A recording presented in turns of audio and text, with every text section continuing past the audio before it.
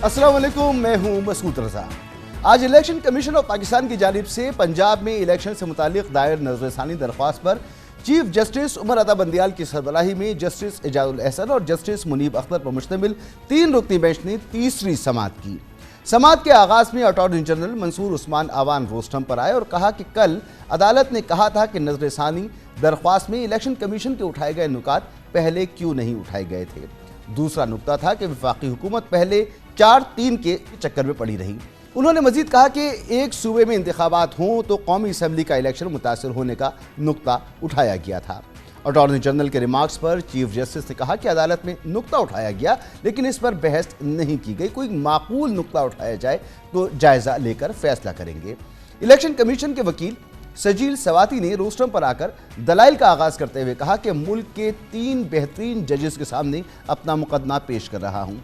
इंसाफ का हतमी इदारा supreme court है, इसलिए दायरा कार महदूद नहीं किया जा सकता। मुकम्मल इंसाफ और आर्टिकल 190 का इख्तियार किसी और अदालत को नहीं है। चीफ जस्टिस ने कहा कि आपकी नज़र में नज़रसानी का दायरा महदूद होना दुरुस्त नहीं है। आप चाहते हैं नज़रसानी में दायरा वसी किया जाए। इस नुक्ते पर अटॉर्नी जनरल से राय लेंगे। चीफ जस्टिस ने अपने रिमार्क्स में मजीद कहा कि इलेक्शन कमीशन ने सदर को वो सूरत हाल नहीं बताई जो अदालत को अब बता रही हैं। इलेक्शन कमीशन को उस वक्त नुक्ता उठाना चाहिए था कि पूरे मुल्क में एक वक्त इंतखाबात होने चाहिए, लेकिन इलेक्शन कमीशन ने सदर को लिखे गए खत में ऐसा कुछ नहीं लिखा। चीफ जस्टिस ने वकील इलेक्शन कमीशन को कहा कि जब आईन आपको इख्तियार देता है तो आंखें और कान खोल कर इस्तेमाल करें। अब से कुछ देर कबल तहरीक इंसाफ के सेक्रेटरी जनरल असद उमर ने तहरीक इंसाफ से अलहदगी का ऐलान कर दिया। 9 मई के वाक़यात तहरीक इंसाफ के लिए सियासी ज़लज़ला साबित हो रहे हैं। गुज़िश्ता रोज़ शीरी मज़ारी की सियासत से अलहदगी और आज तहरीक इंसाफ के सुतून समझे जाने वाले सीनियर नायब सदर फवाद चौधरी और सेक्रेटरी जनरल असद उमर के पार्टी छोड़ने के ऐलान से पीटीआई की बुनियादी हिल गई हैं। साबिक़ हुक्मरान जमात का शिराजा बिखरता नजर आ रहा है। कई रहनुमाओं ने कल पीटीआई छोड़ने का ऐलान किया और आज कई अरकान ने अपनी राहें जुदा कर ली। 2012 में तहरीक इंसाफ के प्लेटफॉर्म से सियासत का आगाज करने वाले असद उमर चेयरमैन इमरान खान के दस्ते राज समझे जाते थे। एक प्रेस कॉन्फ्रेंस में असद उमर ने फवाद चौधरी ने एक ट्वीट में 9 मई के वाक़यात की मजम्मत करते हुए सियासत से कुछ वक्त के लिए किनारा कशी इख्तियार करने का और इमरान खान का साथ छोड़ने का ऐलान किया है। फवाद चौधरी 15 बरस में चौथी पार्टी छोड़ चुके हैं। दिलचस्प बात यह है कि फवाद चौधरी के ट्वीट से कुछ देर कबल मीडिया पर पीटीआई के साबिक रहनुमा फैसल वाडा की फवाद चौधरी से मुलाकात की खबरें गर्दिश कर रही थीं। किसी भी सियासी जमात के लिए मुश्किल वक्त में सीनियर क़यादत का साथ छोड़ना बहुत बड़ा धचका होता है। फवाद चौधरी और शीरी मज़ारी दोनों पीटीआई की सीनियर नायब सदर रह चुके हैं। इससे कबल कल सारा दिन पार्टी के नायब चेयरमैन शाह महमूद कुरैशी के हवाले से भी अफवाहें उड़ती रहीं कि शायद वो भी तहरीक इंसाफ से किनारा कश हो रहे हैं। ताहम शाह महमूद कुरैशी ने कल रात अडियाला जेल से रिहाई के बाद वाज़ेह तौर पर पार्टी से वाबस्ता रहने का इकरार किया और उन्होंने ऐलान किया कि वो पार्टी नहीं छोड़ेंगे, जिसके बाद उन्हें फौरी तौर पर गिरफ्तार कर लिया गया। पीटीआई के हवाले से एक और अहम पेशरफ्त उस वक्त सामने आई जब वफाकी वज़ीर दिफा ख्वाजा आसिफ ने 9 मई के पुरतशद्दुद वाक़यात के तनाजुर में पीटीआई पर पाबंदी लगाने पर गौर का इंदिया दिया। ख्वाजा आसिफ ने कहा कि फ़ौजी तनसीबात पर मरबूत हमले किए गए। पीटीआई के अपने लोग बता रहे हैं कि उन्हें हमलों के लिए 3-4 मरतबा ब्रीफिंग दी गई थी। तमाम ख्वाजा आसिफ के बयान के रद्दअमल में पीटीआई के सेनेटर अली जफर ने 1960 में जमात इस्लामी पर लगने वाली पाबंदी का हवाला दिया और कहा कि किसी सियासी जमात पर पाबंदी आयद नहीं की जा सकती। सियासी जमात पर पाबंदी के हवाले से वफाकी वजीर खारजा और पीपल्स पार्टी के चेयरमैन बिलावल भुट्टो जरदारी वाज़ेह मौक़िफ़ दे चुके हैं। उन्होंने कहा कि मैं किसी सियासी जमात पर पाबंदी की हिमायत करने वाला आखिरी शख्स हूँगा। बहुत अहम मामला है और इस पर बात करेंगे। हमारे साथ मौजूद हैं सीनियर सहाफ़ी और तजज़ियाकार जनाब मज़हर अब्बास साहब और जनाब अहमद बिलाल महबूब साहब, एग्जीक्यूटिव डायरेक्टर हैं पिलडाट के। आप दोनों मेहमानों का बहुत बहुत शुक्रिया। सर, मज़हर अब्बास साहब, 2 सीनियर रहनुमा, सीनियर नायब सदर के ओहदे पर रहने वाली शख्सियात अगर पार्टी से एक के बाद एक छोड़ दें, उससे किनारा कशी इख्तियार कर लें, एक ने तो सियासत ही तर्क कर दी, तो ऐसी सूरत हाल में पार्टी का मोराल वो तो उसका तो तकरीबन समझिए जनाज़ा ही निकल जाएगा। तो ऐसी सूरत हाल में आपका क्या तज्ज़िया है? इस वक्त तहरीक इंसाफ कहाँ खड़ी है? دیکھیے مسعود، جو صورتحال اس وقت ہے اس میں بظاہر یہ لگ رہا ہے کہ شاید عمران خان کو سیاست سے ہی آؤٹ کیا جا رہا ہے، اور ظاہر ہے اگر پاکستان تحریک انصاف کا جو سٹرکچر ہے اس میں عمران خان ہیں یا عمران خان نہیں ہیں، اور اس کا مطلب یہ کہ پی ٹی آئی ہے یا پی ٹی آئی نہیں ہے۔ اب کس حد تک جاتے ہیں؟ دیکھیے پارٹی میں ایک تو کسی پارٹی پر پابندی لگانا ہوتا ہے یا کسی پارٹی کو کالعدم قرار دینا ہوتا ہے، دو مختلف چیزیں پاکستان میں مثالیں ملتی ہیں۔ اب اگر اس پارٹی کو آپ دہشت گرد تنظیم کہہ کر کالعدم قرار دیں گے تو اس کے کیا معنی ہوئے؟ اس کے معنی ہوئے کہ پاکستان کی جو سب سے مقبول اور سب سے بڑی جماعت ہے وہ کالعدم ہے اور وہ دہشت گرد ہے۔ تو اب اس کے پولیٹیکل کانٹیکس آپ دیکھ لیں اس میں کیا ہوگا، اور صرف لیڈروں کے دیکھیں لیڈرز جس طرح چھوڑ رہے ہیں پارٹیاں اور جتنی جلدی چھوڑ رہے ہیں یہ بھی تعجب خیز بات ہے، لیکن اصل چیز یہ ہوگا کہ اگر آپ اس پارٹی کو کالعدم قرار دیتے ہیں یا اس پارٹی کو بالکل آئندہ عام انتخابات میں حصہ نہیں لینے دیتے تو اس کے نتائج یہ ہوں گے کہ پاکستان کا ایک بڑا ووٹ بینک، صرف آپ ان لیڈرز، یہ لیڈرز پولیٹکس نہیں چھوڑ رہے، پھر اس کے معنی یہ ہوئے کہ پاکستان کا ایک بڑا ووٹ بینک پولیٹکس سے اپنے آپ کو کنارہ کش کر لے گا، اور یہ ان سارے لوگوں کے لیے سوچنے کا سوال ہے جو ڈیموکریسی کی بات کرتے ہیں، جو پولیٹکس کی بات کرتے ہیں، کہ اگر ایک بڑا چنک جو ہے وہ ڈیموکریسی سے ہی منحرف ہو جائے اور ڈیموکریسی سے ہی کنارہ کش ہو جائے، اور سیاست دیکھیے پہلی مرتبہ یہ ہو رہا ہے کہ لوگ پارٹی نہیں چھوڑ رہے، لوگ پولیٹکس چھوڑ رہے ہیں۔ اس چیز کو ہمیں سمجھنے کی ضرورت ہے۔ اس سے پہلے ہم نے دیکھا ہے کہ لوگ پارٹیاں سوئچ اوور کرتے تھے، یہاں اس سے مختلف ہو رہا ہے، یہاں ہو یہ رہا ہے کہ لوگ پولیٹکس چھوڑ رہے ہیں، اور کچھ تو ایسے لوگ ہیں جو ٹرن کوٹس رہے ہیں، لیکن کچھ ایسے لوگ رہے ہیں جو شروع سے تحریک انصاف سے وابستہ رہے ہیں یا کئی سالوں سے وابستہ ہیں۔ تو میرا خیال ہے جو 9 مئی کا واقعہ ہے اس میں جو لوگ ملوث ہیں ان کو سزا دینی ضروری ہے، ان کا ٹرائل ضروری ہے، لیکن اس کی بنیاد پر اگر آپ کسی سیاسی جماعت کو پر پابندی لگائیں گے یا سیاسی جماعت کو یا پاکستان کے ایک بڑے لیڈر کو آپ پولیٹکس ہی کرنے نہیں دیں گے تو میرا خیال ہے اس سے ہم پولیٹکس کو سرو نہیں کریں گے، اس سے ہم ڈیموکریسی کو سرو نہیں کریں گے۔ احمد بلال محبوب صاحب آپ فرمائیے گا، کل اور آج جو واقعات ہوئے ہیں اس کو ملک میں جمہوریت کے تناظر میں آپ کا اس پر کیا رد عمل ہے؟ دیکھیے جمہوریت کے نقطہ نظر سے تو یہ ساری چیزیں بہت مضر ہیں، بہت نقصان دہ ہیں۔ جمہوریت کو کمزور کرنے کے لیے اس سے بڑی باتیں اور کچھ نہیں ہو سکتا۔ ہمارے ملک کے اندر آئندہ آنے والے دنوں میں جمہوریت کا منظرنامہ کیا ہوگا اور یہاں پہ کس طرح سے انتخابات ہوں گے، کس طرح سے سیاسی پارٹیاں ایگزسٹ کریں گی، یہ تمام چیزیں ان کے جو شیپ کرنا ہے وہ ان واقعات کے اوپر ڈپینڈ کرے گا جو آج کل ہو رہے ہیں، جو گزشتہ چند روز سے ہوئے ہیں۔ لیکن اس میں 2-3 چیزوں کو علیحدہ علیحدہ کر کے دیکھنا چاہیے۔ جن لوگوں نے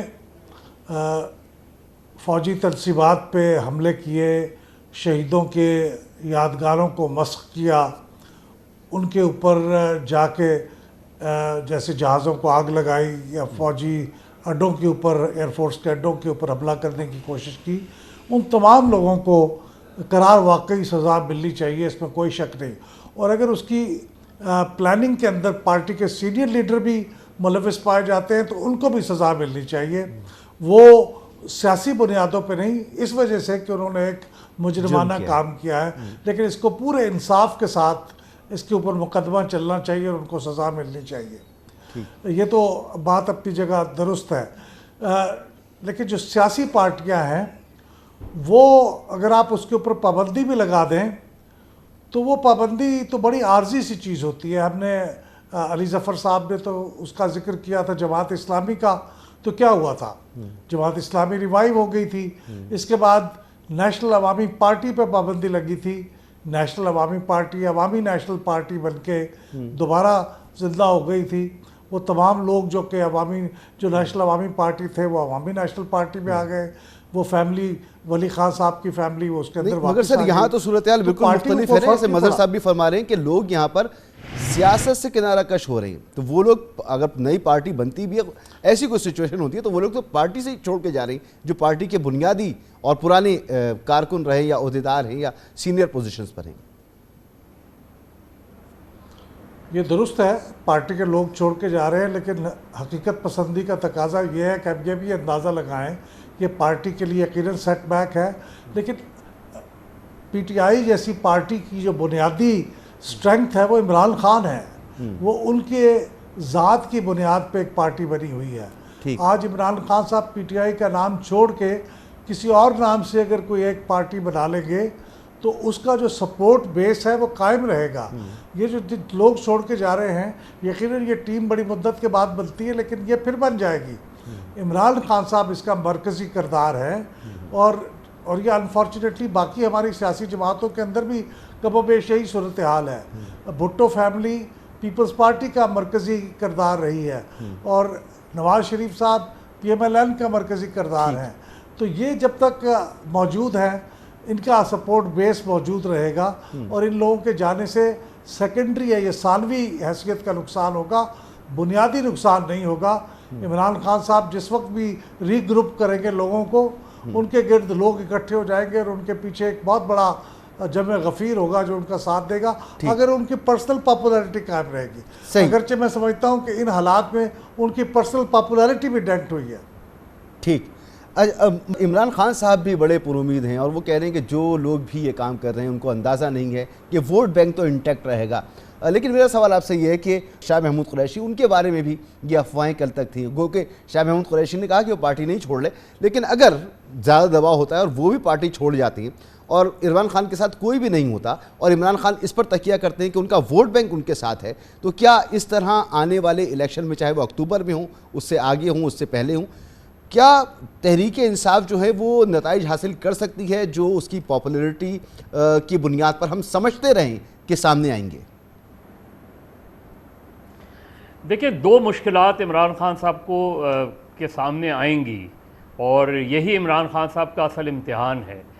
ایک یہ کہ یہ سارے لوگ جتنے بھی ان کی پوری ٹاپ لیڈرشپ ہے, اگر وہ چلی بھی جائے اور عمران خان نئے خطوط پر اپنی پارٹی کو استوار کریں, سوال یہ ہے کہ کیا جب تک عمران خان رہیں گے کیا عمران خان کو الیکشن میں حصہ لینے کی اجازت ہوگی یا نہیں ہوگی. یہ بنیادی سوال ہے. اگر عمران خان کو الیکشن میں حصہ لینے کی اجازت ہوگی, اگر عمران خان اپنی پارٹی کو ری گروپ کر لیں گے, تو پھر کیا ہوگا؟ تو اصل سوال یہی ہے. یہاں مجھے خدشہ یہ ہے کہ عمران خان کو ہی سیاست سے آؤٹ کرنے کی کوشش کی جا رہی ہے, اور اگر عمران خان کو آپ نے سیاست سے آؤٹ کر دیا اور عمران خان کے پیچھے پارٹی کوئی نہیں کھڑی ہوئی تو مشکل ہو جائے گی تحریک انصاف کو. لیکن میرا اصل سوال پھر بھی ہے کہ اگر آپ نے عمران خان کو آؤٹ کر دیا, اگر آپ نے تحریک انصاف کو آؤٹ کر دیا اور ایک تحریک انصاف حقیقی ٹائپ کی بنا لی, تو جو عمران خان کا ووٹ بینک ہے, جس کی ابھی بلال صاحب بھی بات کر رہے تھے, عمران خان کا ایک بڑا ووٹ بینک ہے, اور عمران خان نے اس سے پھر کہا کہ چونکہ اسے ہی پارٹیسپیٹ نہیں کرنے دیا جا رہا, وہ ووٹ بینک اگر پولنگ اسٹیشن تک پھر نہیں جاتا تو آپ پاکستان کی میجورٹی کو ڈی فرینچائز کر رہے ہیں, اور پاکستان کی میجورٹی پالیٹکس کو چھوڑ رہی ہے. اس کانٹیکسٹ کو دیکھنے کی ضرورت ہے, کیونکہ ابھی تک لوگ اس حوالے سے کنونس نہیں ہیں.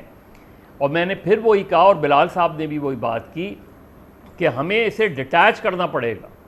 9 مئی کے واقعات میں پلانرز, کانسپریٹرز اور ایگزیکیوٹرز, ان سب کو آپ اکٹھا کریں, ان سب پہ ٹرائل کریں, ان سب کو سزائیں دیں.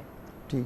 لیکن اس کی بنیاد پر کہ اگر تحریک انصاف جو ہے وہ آؤٹ ہو جاتی ہے, پولیٹکس سے ہی آؤٹ کر دی جاتی ہے, تو پھر کیا ہوگا؟ پھر وہ ووٹر کہاں جائے گا؟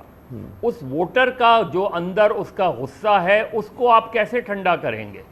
ٹھیک. اس چیز کو سوچنے کی ضرورت ہے, اور اس چیز کو صرف اسٹیبلشمنٹ کو نہیں, اس چیز کو پاکستان کی ان سیاسی قوتوں کو سوچنے کی ضرورت ہے, ان انسانی حقوق کی تنظیموں کو سوچنے کی ضرورت ہے, جنہوں کی ایک پوری تاریخ رہی ہے. عمران خان کو پتہ ہی نہیں ہے پاکستان کی سیاسی تاریخ میں چاہے وہ پیپلز پارٹی ہو, عوامی نیشنل پارٹی ہو, بائیں بازو کی جماعتیں ہوں, ایم کیو ایم ہو, ان سارے لوگوں نے جو سفرنگز کی ہیں اس کے قریب بھی نہیں پہنچے عمران خان. بالکل. لیکن اس کے معنی یہ نہیں ہے کہ جو آج ہو رہا ہے اس کو وہ پارٹیاں انڈورس کریں. آج اگر تحریک انصاف پر پابندی لگتی ہے تو دیکھنا یہ ہے کہ پیپلز پارٹی کیا پوزیشن لیتی ہے, ٹھیک, دیکھنا یہ ہے کہ این پی کیا پوزیشن لیتی ہے. یہ اصل چیز ہے. تو اصل بات یہی ہے کہ آپ کو کرائم اور پالیٹکس کو سیپریٹ کرنا پڑے گا. جو کرائم ہوا ہے, جو جرم ہوا ہے, اس میں سارے لوگ, اور اگر عمران خان, فرض کریں عمران خان کے بارے میں یہ ثبوت ملتے ہیں کہ وہ اس پلاننگ کا حصہ تھے, انہوں نے پلان کیا, تو عمران خان پہ ٹرائل کریں, عمران خان کا ٹرائل کریں آپ. ٹھیک, بالکل کریں ٹرائل. اچھا, لیکن آپ دیکھیں اور پھر دیکھیں کہ اس کا ووٹر اس بارے میں کیا وہ رائے رکھتا ہے. بالکل ٹھیک. لیکن آج یہ ہے کہ عمران خان کی پارٹی پر ایک طریقے سے نظر یہ آ رہا ہے کہ بہت سی پارٹیاں ملک میں باضابطہ طور پہ پابندی ہے, اور بہت سے گروپس پہ کو آؤٹ لاڈ آرگنائزیشن نہیں ڈکلیئر کرتے ہوئے بھی ان کو ایکٹیویٹیز کی اجازت نہیں. بالکل, یہ صورتحال ہے اور افسوسناک صورتحال ہے.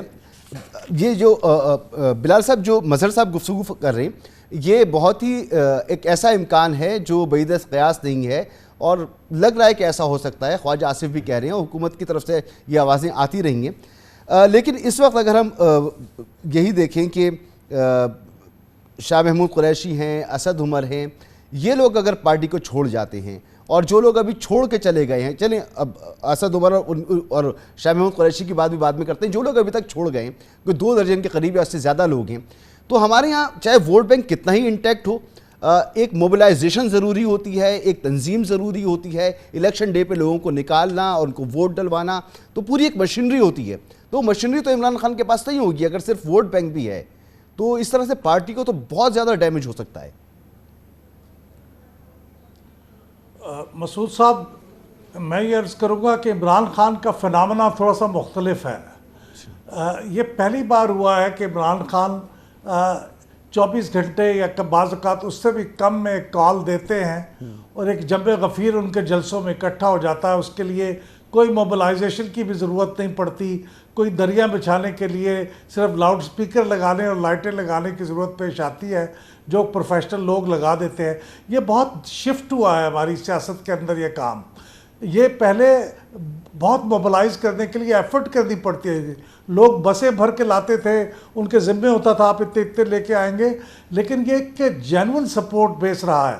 مجھے نہیں معلوم اب تک ہے یا نہیں ہے, لیکن حالیہ ماضی قریب تک آپ کو عمران خان سے اختلاف ہو یا نہ ہو, لیکن حقیقت یہی ہے کہ وہ موبلائز کرنے کے لیے پارٹی کی آرگنائزیشن کے اتنے محتاج نہیں تھے, کسی حد تک تھے, اور اس کا ساتھ کسی حد تک ٹیکنالوجی نے بھی دیا. دیکھیے, جو آپ کے پاس انفارمیشن ٹیکنالوجی ہے, انٹرنیٹ ہے, سوشل میڈیا ہے, یہ لوگوں کو فوری طور پہ موبلائز کر دیتا ہے. یہی کام آپ نے الیکشن ڈے پہ تو بند ہو جاتا ہے یہ سب کچھ. وہاں سیاسی جماعتوں پر پابندی تھی. الیکشن ڈے پہ تو سارے ذرائع ابلاغ بند ہو جاتی ہیں. ابھی آپ نے دیکھا ٹی وی بند ہو گیا, ابھی آپ نے دیکھا کہ انٹرنیٹ بند ہو گیا. پھر کیا ہوتا ہے؟ جی ٹھیک ہے, کسی حد تک ہو سکتا ہے, لیکن اس کے راستے بھی نکل آتے ہیں. دیکھیں, ٹویٹر بند ہو گیا, ہم نے وی پی این پہ ٹویٹر چلایا, کئی لوگوں نے چلایا, چلتے رہے. اب یہ دنیا میں یہ ممکن نہیں ہے کہ آپ یہ راستے بند کر دیں. لیکن میں عرض یہ کر رہا ہوں کہ یہ آج کی ٹیکنالوجی کے زمانے میں, یہ عرب سپرنگ میں جن ملکوں کے اندر عرب سپرنگ ہوئی تھی, وہاں پہ وہ سیاسی جماعتوں کے اوپر سخت پابندی تھی. وہاں پہ تو بالکل تصور ہی نہیں تھا, لیکن وہاں انٹرنیٹ کے بیسس پہ وہاں پہ لوگوں نے موبلائز کیا. نہیں, آپ کا ماننا ہے کہ عمران خان کا جو ووٹ بینک ہے ایک ایسا فنامنا ہے وہ, کہ عمران خان کے لیے ضروری نہیں ہے کہ کوئی مشینری ہو ووٹنگ ڈے پر لوگوں کو موبلائز کرنے کے لیے, وہ پولنگ بوتھ تک لانے کے لیے. مطلب عباس صاحب ذرا سا آگے بڑھتے ہیں. اگر وہ موجود ہے, مجھے نہیں پتا وہ موجود ہے یا نہیں, اگر وہ ہے تو ٹھیک. یہ بات بار بار کی جاتی ہے کہ عمران خان کے سخت گیر رویے نے عمران خان کو آج یہاں تک پہنچا دیا, اور خاصی حد تک یہ ٹھیک بھی ہے. لیکن اگر عمران خان کا یہ سخت گیر رویہ نہ ہوتا اور وہ بیٹھ جاتے ان لوگوں کے ساتھ جن کو وہ سمجھتے تھے کہ وہ ڈس آنیسٹ ہیں, وہ کرپٹ ہیں, تو ان کی جو پاپولیرٹی ہے شاید وہ بہت پہلے یا بڑھتی نہیں, یا اس کو سیاسی طور پر ان کا نقصان ہوتا. اس کے باوجود بھی اس بات سے تو کوئی انکار نہیں کر سکتا کہ عمران خان نے اپنے سخت گیر موقف کی وجہ سے اپنی سیاست اور اپنی پارٹی کو شدید مشکلات سے دوچار کر دیا ہے؟ دیکھیں، عمران خان کو بہت کچھ سوچنے کی ضرورت ہے۔ عمران خان کے پاس 2018 سے 2022 تک بہت اچھا موقع تھا، انہوں نے کچھ اچھے اقدامات بھی کیے، کووڈ کے خلاف بہت اچھی پاکستان میں لڑائی لڑی گئی، اور کئی اقدامات ہیں جس سے عمران خان کو فائدہ ہوا۔ جب آپ کو ایک پولیٹیکل ڈائریکشن مل گئی تھی، جب آپ کو ایک عام سی وہ آپ کے لیے کوئی بڑے مسئلہ نہیں تھا، ان کی پہلی بڑی غلطی یہ ہے کہ جو سینٹ میں انہوں نے سپورٹ حاصل کرنے کے لیے وہ کام کیا جو نہیں کرنا چاہیے تھا۔ اگر حاصل بزنجو مرحوم جو ہے وہ سینٹ کا چیئرمین بن جاتے تو عمران خان کو کیا نقصان ہونا تھا؟ اس کے بعد کی صورتحال بھی دیکھیں، آپ اگر پنجاب میں لوکل باڈیز الیکشن کرا دیتے تو آپ کو کون سا نقصان ہوتا؟ چلیں اپوزیشن جیت جاتی، زیادہ سیٹیں لے جاتی، تو اس سے کیا ہوتا؟ کہ ڈیموکریسی کمزور ہوتی اس سے۔ آپ نے پھر اپنے پولیٹیکل اوپوننٹس کے ساتھ کیا کیا؟ آپ نے رائٹس ایکٹیوسٹ آج عمران خان کو ہیومن رائٹس آرگنائزیشنز پر تنقید کر رہے ہیں کہ وہ آواز نہیں اٹھا رہی، حالانکہ آواز اٹھا رہی ہیں، شاید اور زور سے آواز اٹھانی چاہیے۔ لیکن خود عمران خان نے اپنے دور میں کیا کیا؟ خود جرنلسٹوں کے ساتھ کیا ہوا؟ آج بھی جو جرنلسٹوں کے ساتھ وہی ہو رہا ہے، کل بھی وہی ہو رہا تھا۔ پھر سب سے بڑی بات یہ کہ عمران خان نے ایک ایسے ایشو کے اوپر آرمی چیف سے، سابق آرمی چیف سے، جو اب وہ بہت سی باتیں نئی آ رہی ہیں سامنے، وہ الگ بات ہے، لیکن ہم اسی کانٹیکس میں لے لیں کہ جتنا بھی اس وقت کی پی ڈی ایم تھی، اپوزیشن تھی، وہ تقسیم تھی۔ P D M, Peoples Party P D M سے نکل گئی تھی، تو عمران خان کے لیے تو کوئی پرابلم نہیں ہو رہی تھی، اپوزیشن کوئی بڑی ریزسٹنس نہیں دے رہی تھی، لیکن اس کے باوجود بھی عمران خان کا آخر گراف نیچے کیوں جا رہا تھا؟ آخر وہ کیوں بائی الیکشن نہیں جیت پا رہے تھے؟ آخر کیوں وہ مسلسل ہار رہے تھے؟ جب وہ مسلسل ہار رہے تھے تو پھر اس تجربے کی کیا ضرورت تھی جو عدم اعتماد کی تحریک میں لایا گیا؟ ٹھیک، وہ ساری جماعتیں جنہوں نے 2018 میں جن کو لا کر عمران خان کی حکومت بنائی گئی، تو عمران خان جنہوں نے بنائی تھی، جب عمران خان کا ان سے جھگڑا ہوا تو انہوں نے وہ سارے جو لوگ تھے ان کو اٹھا کے پی ڈی ایم کے حوالے کر دیا، اور عمران خان کے خلاف عدم اعتماد کی تحریک آ گئی۔ اب جو عدم اعتماد کی تحریک آئی تو پی ڈی ایم یہ سمجھ ہی نہیں پائی کہ انہیں آگے کیسے چلنا ہے، کنفیوز رہے، یہ طے نہیں کر پائے کہ فوراً الیکشن کرانا ہے یا ہمیں ایک سال کے لیے انٹرم گورنمنٹ، ایک سال کے لیے انٹرم گورنمنٹ ہی ہوتی ہے۔ کوئی تیاری نہیں تھی مظہر صاحب نہیں سنبھل پا رہی تھی، ایسا لگتا تھا کوئی تیاری نہیں ہے، اور وہ ایک محدود سے مینڈیٹ کے لیے ایک تبدیلی لے کر آئے تھے، لیکن بعد میں انہیں احساس ہوا کہ نہیں، اس سیٹ اپ کو لے کے آگے بڑھنا چاہیے، اور ہم سنتے رہے کہ آج ہی حکومت گئی، کل گئی، پرسوں گئی، پھر ہم نے سنا کہ نہیں جی ہم اکتوبر تک جائیں گے، اب سن رہے ہیں اکتوبر سے بھی آگے چلے جائیں گے۔ احمد بلال محبوب صاحب، فرمائیے گا عمران خان کے کم بیک کا کوئی امکان ہے؟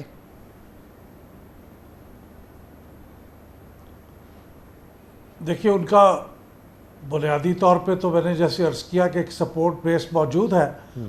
اگر وہ اپنے آپ کو، میں ابھی تک حیران ہوں کہ انہوں نے اگر واقعی اس کی مذمت کی ہے اور اس بارے میں کافی ریلکٹنس کے بعد انہوں نے 9 مئی کے واقعات کی مذمت کی ہے، اگر وہ واقعی مذمت کر رہے ہیں جینونلی، تو ان کو میرے خیال میں ایسے تمام لوگوں کو خود پرج کرنا چاہیے، خود ایفرٹ کرنی چاہیے ایسے لوگوں کو آئیڈینٹیفائی کر کے اپنے آپ کو ڈسٹنس کرنے کے لیے ان لوگوں سے۔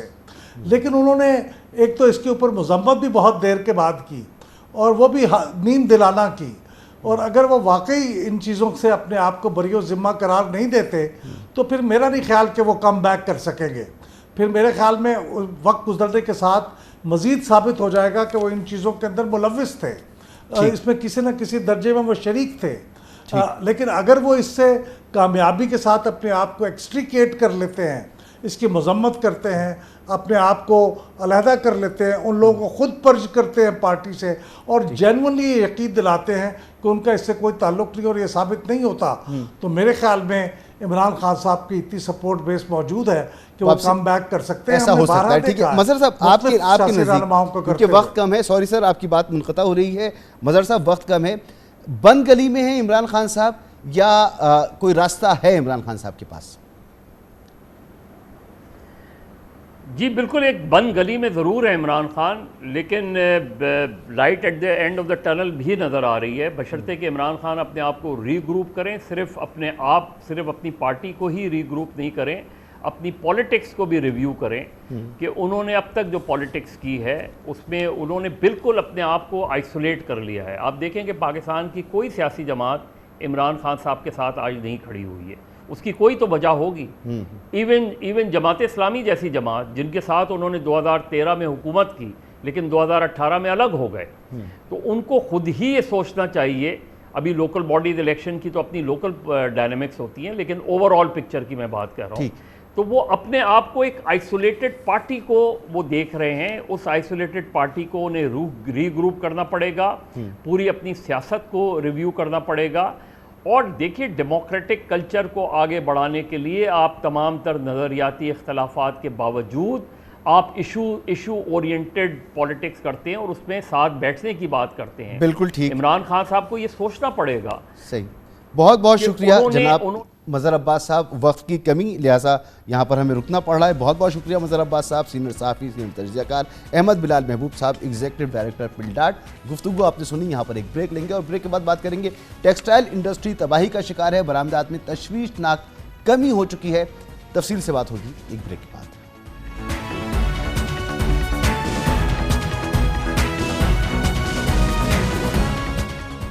ملک کے صنعتی روزگار میں 40% اور برآمدات میں 60% حصہ ڈالنے والی ٹیکسٹائل انڈسٹری اس وقت تباہی کے دہانے پر کھڑی ہے۔ ٹیکسٹائل فیکٹریاں اور لومز بند ہیں، ہزاروں مزدوروں کی چھانٹی جاری ہے۔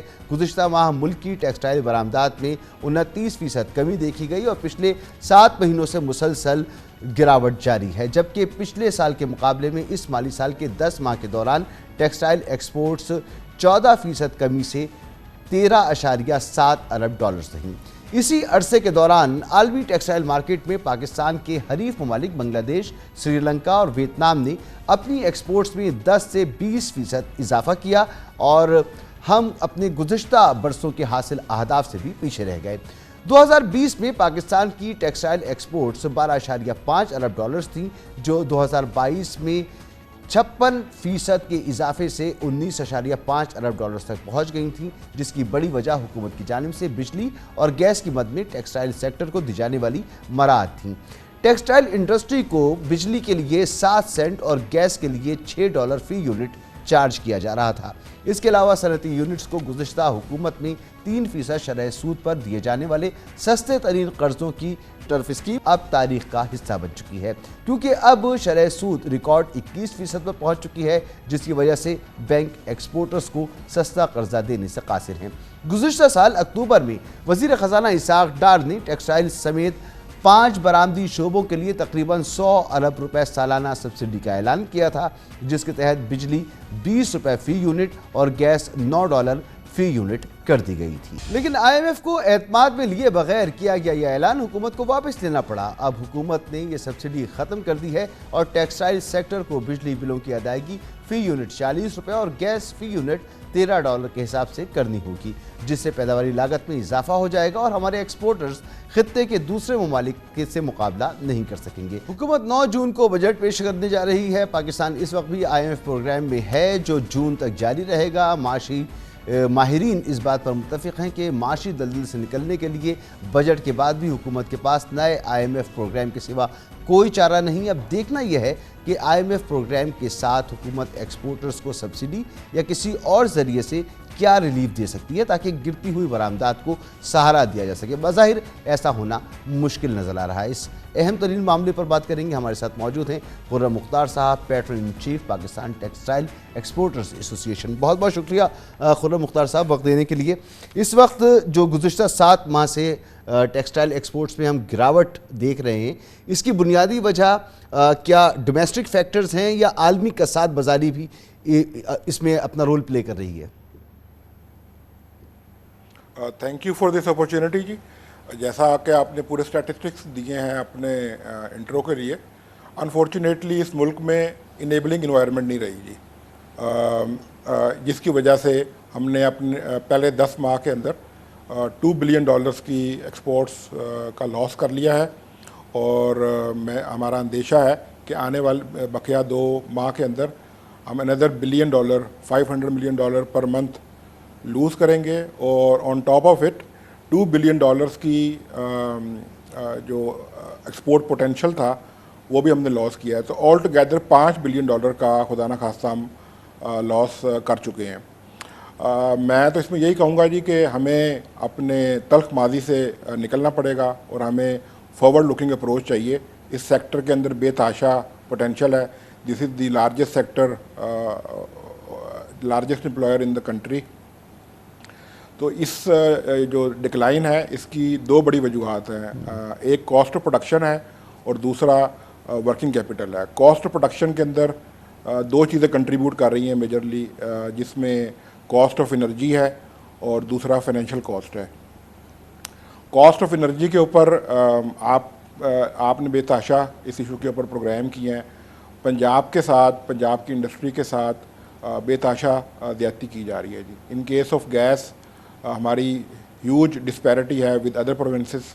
دوسرے صوبوں کو $4 میں گیس دی جا رہی ہے, جبکہ پنجاب کو $12 سے $13 کے اندر RLNG کا فل ٹیرف چارج کیا جا رہا ہے. اس میں ہماری ریکمنڈیشن یہ ہے کہ ویکوگ از دی اونلی وے, اور یہ انیویٹیبل ہے. اگر ہم ویکوگ نہیں کریں گے تو یہ انڈسٹری کسی بھی صورت کے اندر سروائیو نہیں کر سکتی. پنجاب کا دوسرے پروونسز کے ساتھ 300% کا ڈفرنس ہے. ویکوگ کے لیے لیجسلیشن ہو گئی ہے, اور ہماری حکومت سے اپیل ہے اسے آنے والے بجٹ کے اندر آپ 100% امپلیمنٹ کریں. Otherwise we are unable to sustain and grow in the market. آپ کے علم میں ہے کہ جو ایکسپورٹ انڈسٹری ہے یہ گلوبل مارکیٹ پلیس کے اندر ٹریڈ کر رہی ہے, اور یہ جتنے بھی ہمارے ان ہاؤس پرابلمز ہیں یہ ہم ایکسپورٹ نہیں کر سکتے. ٹھیک ہے. جہاں تک ورکنگ کیپٹل کا سوال ہے, اس کے اندر ہمارے کو تقریباً $500 بلین کے قریب ڈفرینٹ ہیڈس کے اندر ریفنڈس پینڈنگ ہے. اس میں منسٹری آف کامرس یہ تمام مسائل بھی ہیں اپنی جگہ, لیکن جو اس وقت آپ نے گیس کے ٹیرف کی بات کی اور آپ بات کر رہے ہیں کاسٹ کی بات کر رہے ہیں, جو کاسٹ آ رہی ہے وہ ڈیفینیٹلی کمپیٹیبل نہیں ہے ریجن میں دیگر ممالک کے ساتھ. مگر حکومت بھی کیا کرے, IMF معاہدے کی وجہ سے اس کے بھی تو ہاتھ پاؤں بندھے ہوئے ہیں. اگر IMF معاہدہ کرتے ہیں تو پھر سبسڈی کا تو سوال ہی پیدا نہیں ہوتا. کیا وے آؤٹ ہے کہ ہم IMF معاہدے میں بھی ہوں اور اپنے ٹیکسٹائل سیکٹر کو بھی بچا سکیں؟ ہم اس میں جی سبسڈی مانگ ہی نہیں رہی. میں تھوڑا سا یہ آپ کو ایکسپلین کرنا چاہتا ہوں کہ ہمیں سسٹینیبل انرجی ٹیرف چاہیے, اور یہ کوئی ہوم گرون پلان بنانا پڑے گا. جو بھی اہداف ہیں IMF کے ساتھ اس کی کمپلائنس ضروری ہے, بٹ ہمیں اپنا ہوم گرون پلان بنانا پڑے گا. ہمیں ایکسپورٹ کو پرائرٹی دینی پڑے گی, ایکسپورٹس کو انکریج کرنا پڑے گا. آپ کو پتہ ہے کہ Pakistan is a rich country in terms of resources, but unfortunately ہم ان ریسورسز کو موبلائز نہیں کر پائے. اگر ہم ایسا نہیں کرتے ہمارے لیے ٹرننگ پوائنٹ ہے. تو آج ہمیں یہ فیصلہ کرنا ہے کہ جی ہم نے اپنی ملک کو پرسپیرٹی کے راستے پہ لگانا ہے, یا جو ڈسٹرکشن کا سفر ہے اسے جاری رکھنا ہے. This is not our destiny. ہم یہ ڈیزرو نہیں کرتے جہاں پہ آج یہ ملک پہنچ چکا ہے. تو ہمیں یہ مشکل فیصلے کرنے پڑیں گے. اگر میں بات کروں اور اپنے اسحاق ڈار صاحب سے جو بات چیت ہوئی, اور اسحاق ڈار صاحب نے 100 ارب کی سبسڈی کا اعلان کیا تھا, تو آپ کہہ رہے ہیں سبسڈی کی ضرورت نہیں ہے. تو ان کو بتایا آپ نے کہ کون سے ایسے اقدامات حکومت کر لے کہ اسے سبسڈی بھی نہ دینی پڑے, اور یہ ہمارا ایکسپورٹ سیکٹر خاص طور پہ ٹیکسٹائل جو ہے یہ بچ بھی جائے بلکہ ملک کو فائدہ دے. جی میں اسی طرف آ رہا تھا کہ ہم نے جو ریکمنڈ کیا ہے, یا ان سے ہمبل سبمیشن ہے ہماری, کہ آپ کاسٹ آف سروس اسٹڈی کروائیں. کاسٹ آف سروس اسٹڈی کے مطابق جو بھی ٹیرف بنتا ہے وہ آپ ہمیں چارج کر لیں. ہمیں خدارہ نیکسٹ 5 ایئرس کے لیے ایک کنکریٹ پلان دے دیں تاکہ ہم پلاننگ کر سکیں اور اپنے ایکسپورٹس کو 15 to 20% تک گرو کر سکیں. میں آپ کے سامنے 2 سینیریوز پیش کروں گا.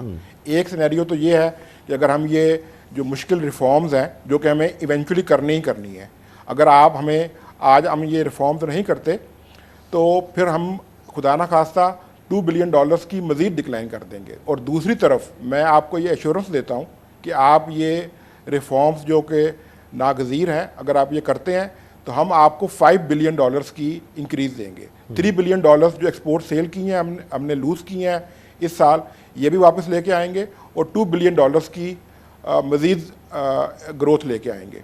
اس میں جیسے یہ بجلی کے ٹیرف کی آپ نے بات کی ہے، اس میں پنجاب کی ڈسکوز کو اگر آپ دوسرے پروونسز کی ڈسکوز سے کمپیئر کریں تو ہماری پرفارمنس بے تحاشا بہتر ہے۔ تو یہ کیا وجہ ہے کہ جو دوسرے پروونسز کی جو ڈسکوز کی پور پرفارمنس ہے اس کی کاسٹ پنجاب پے کرے۔ اسی طرح سے گیس کے اندر جو ہمارا تھم رول ہے کہ جو ریکوری ہے اور جو لاسز ہیں، یہ جب ٹیرف ڈٹرمینیشن ہم کرتے ہیں تو اس میں جو میجر ایلیمنٹ ہے ٹیرف ڈٹرمینیشن کا وہ ریکوری ہے اور لاسز ہیں۔ تو ہماری پوائنٹ ٹو پوائنٹ سپلائی ہے اور اس کے اندر جو ہمارے لاسز ہیں وہ نہ ہونے کے برابر ہیں اور 100% ریکوری ہے اس سیکٹر سے۔ تو ہمیں یہ آج 21ویں صدی میں آنا پڑے گا، اسٹون ایج سے نکلنا پڑے گا تاکہ ہم ایک سسٹینیبل گروتھ پاتھ پہ اپنی ایکسپورٹ انڈسٹری کو ڈال سکیں۔ دس از دا اونلی سیکٹر جو ملینز اینڈ ملینز گریجویٹس نکل رہے ہیں اور ہماری اتنی ہیوج پاپولیشن ہے، جاب کریشن اس میں ہو سکتی ہے۔ بالکل درست فرما رہے ہیں خرم مختار صاحب، بہت بہت شکریہ آپ کا۔ Pattern in chief Pakistan textile exporters ایسوسی ایشن صرف پنجاب کے ہی ایکسپورٹرز نہیں بلکہ پورے پاکستان میں، کراچی میں بھی اور دیگر جگہوں بھی سبھی کا ایک جیسا حال ہے اور ایک ہی مطالبہ ہے کہ سسٹینیبل پالیسی ہمیں چاہیے اگلے 5 سال 10 سال 15 سال کے لیے۔ اجازت دیجیے، اللہ حافظ۔